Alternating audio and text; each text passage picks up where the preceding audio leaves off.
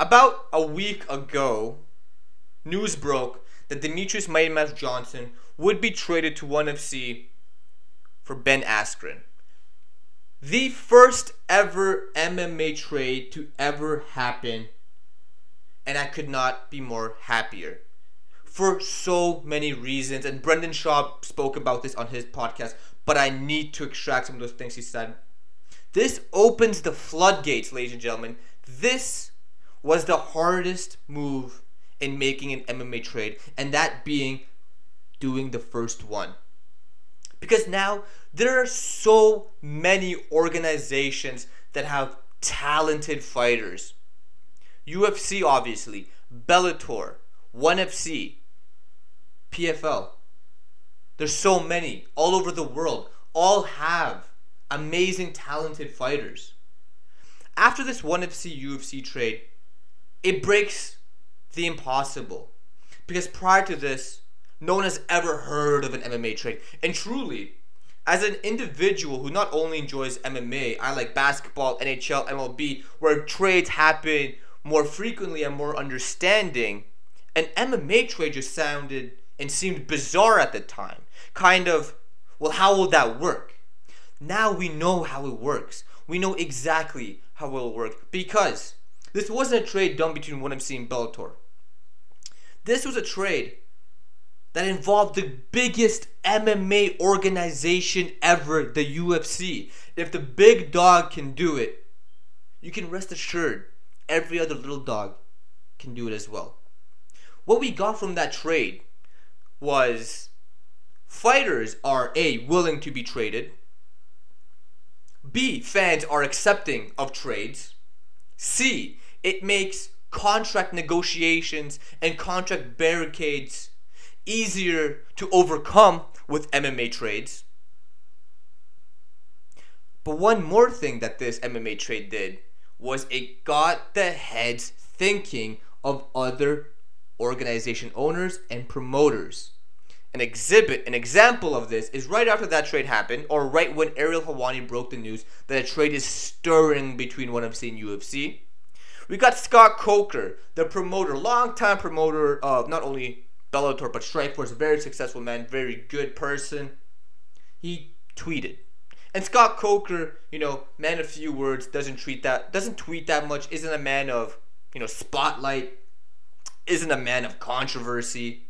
But he made a tweet and it said trading ... with an emoji of thinking, a puzzled emoji. If that isn't one of the best tweets you can see after the first ever MMA trade, I don't know what could be. The only tweet that I think could be better is if Bellator announced that they made a trade with ONE FC or UFC. Ladies and gentlemen, this is amazing news. This is going to build up and up and up.